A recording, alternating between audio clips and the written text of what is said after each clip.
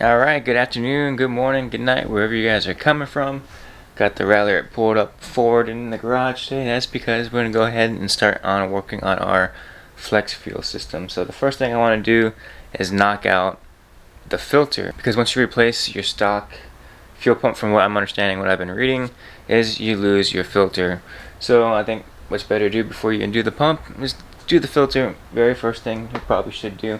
So I'm going to go ahead and show you guys what I bought. Once again, I bought the MA Performance E85 Flex Fuel 500 plus little kit. So it came with 1300 cc injectors for the injector dynamics, came with the Walbro 450 fuel pump, their inline fuel filter, which we're about to install, and yeah. So and I'm also going to be running flex fuel, like I just said, with Energy Ops Bluetooth wireless one. So let's go ahead and knock out this inline fuel filter. So here's everything that the fuel filter comes with. Alright, so obviously you have your line, you have the filter itself, and then just two little end pieces. And this is just like another extra joint. I'm not really too sure. Full disclaimer, obviously this is not an ordinary Ralliart engine bay anymore. Got rid of the big old intake back there, the batteries removed towards the back, so yours may be looking a little different, but the points of the locations are still the same. So come down here. This is where you're going to attach one end, okay?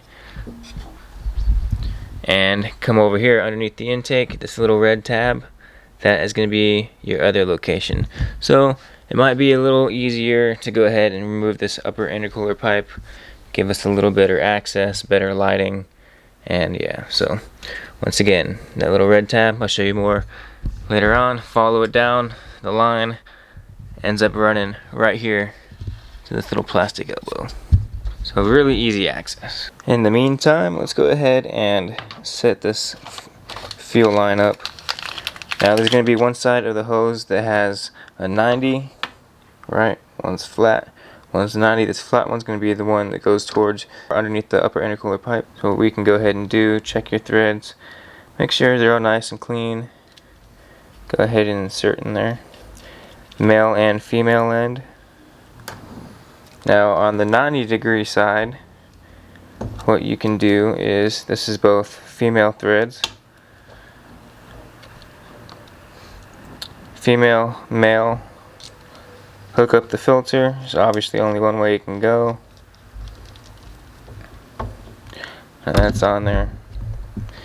Once again, check the threads. I've already done this before I started recording, but you definitely want to check your threads. Male to female, so that's obvious, right?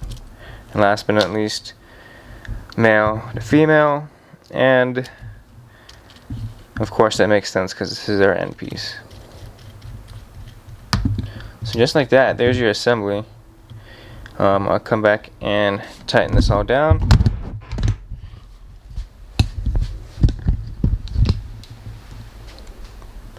But yeah, that's how it's going to sit in the car. Be pretty simple and straightforward. Not gonna lie, I've been working on the car on jacks all week. Now that it's back on the ground, I can definitely feel my back. Just because I don't want to scratch my cover, I'll go ahead and remove that. Slide this over. And now we have ourselves some nice easy access. As you can see, here comes the line, comes all the way over. Basically our next step is to go ahead and remove the old line. Before I did that, I went ahead and covered up with some shop towels. I'm not sure how much fuel is going to come out of that line, so just to go ahead and pre-game anything, got some towels under there. So you will need a little flathead or some kind of little pick to go ahead and get this off. So let's go ahead and remove that. So you need like a little flathead, some type of little pry tool. Get in the back right here, and it comes off just like this. Slides right there to the right. As you can see, it's now loose. So this back one has like a little bracket, a little clip thing. All you're gonna do is go ahead and pop it down, and it comes forward just like that. Gives you access to the red tab. Alright, so I just pulled off that little clip, and I'm pretty sure you can remove this one by hand. which looks like you can. It's just a little red tab. You're gonna go ahead and break loose, just like so. Comes off by hand. That's pretty easy. So what I'm gonna go ahead and do is undo this zip tie. It's a stock factory one, so they are reusable, if you guys didn't know. Alright, let's go ahead and pull her off. Alright, really not that much fuel came out, so that's a plus. You also want to be careful for this line. You don't want to bend it or anything, so just use caution when removing it. Now, end number 2. There we go. Here is our little fuel hose. Not gonna lie, I was a little bit nervous just because that was my first time messing with any type of fuel component or lines, but came off relatively simple, didn't spill a whole lot of fuel, so I think that's 2 pluses right there. Well, of course I can't find my crescent wrench, but for these little B fittings, they are going to be 19mm wrenches. I'll have that, and I gotta find another tool to kind of cinch the other side down. The bright side is they don't need to be super tight. These are aluminum. You don't want to crack or bend anything, so just a little like quarter turn should do, like tight and then quarter turn. Alright, now that everything is now tightened down, the 19mm wrench, we can go ahead and throw her on the car. So I just wanted to go ahead and show you guys a little bit more in detail. Just the little plastic pieces to hold it on, and they clamp together on the edge of that barb on each end of the hose. So that's exactly how they're gonna go on. So there are some videos on YouTube right now for the whole inline fuel filter line. So all the ones I've seen, they make you remove this tab because it gets in the way of clamping down over this barb. Now, I haven't seen any videos or any talk about the MA Performance one, so what we're going to go ahead and do, try to fit it on with this tab there. Now if we have to modify and remove it, then we'll do that at that time, but let's go ahead and see if that actually fits on there.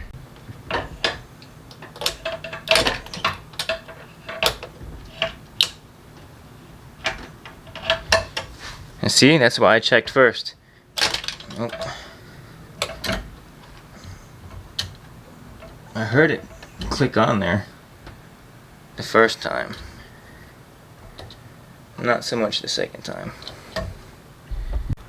So that's why you always do your tug test. I heard a click, thought it was seated properly, went to pull on it and it came right off. Looks like we'll be ending up removing this tab anyway. So just take your little flathead, you kind of bend it up out of the way, just like that, and then you can just kind of snap it off with another tool. Let's go ahead and try to fit it on there. But since this isn't a very flexible hose, it's pretty stiff, I'm going to go ahead and put the one back there on first. That way we can navigate it through where it needs to go, and then fit it on here. So let's go ahead and do this back piece. It should just snap on the back one. There's nothing in the way.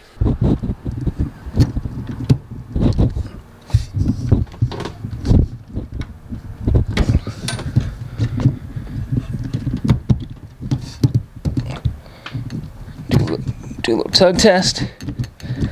So that one is locked in place.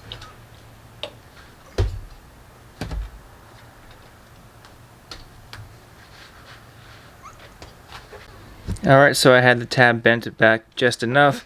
Got to fit on there this time. Passes our tug test. I'm going to go ahead and loop it through the old little clamp location right here. Hold it in place. Should fit. Should fit. Yep, there it goes. Hold in this little support little clamp. And then here's this. So this rotates freely. So you're okay with that. But there you go. So now that we're all done, let me go ahead and show you guys the routing. So of course, here it is, the one fitting. Comes on down, you can follow it. And there's a little clamp right here. Sorry that it's dark, but there's a little clamp right here, holds it into place. Got it running above here just to keep the line nice and smooth. Comes on down. And there is our fitting straight to the line. So nice and easy. Everything's good. Did tug test a couple times on them. Really don't want fuel leaking, right? So now I'll just go ahead and we throw on our upper intercooler pipe and we'll call it a video.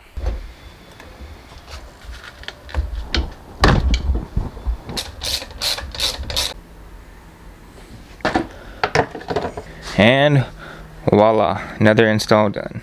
Alright guys, so like always, if you guys have any questions, comments, or concerns, please don't hesitate to lay a comment down below. Try to address them for you. Pretty quick and simple install. I think the longest thing was removing that tab, getting that in place, but other than that, pretty easy. So yeah, the next things up is we're going to go ahead and start working on the fuel pump itself. So I'll go back there, remove the seats, and do that, but I'll save that for another video. Continue working today, but that'll be in another video. So that's how to go ahead and install your inline fuel filter for a Ralliart or Evo 10.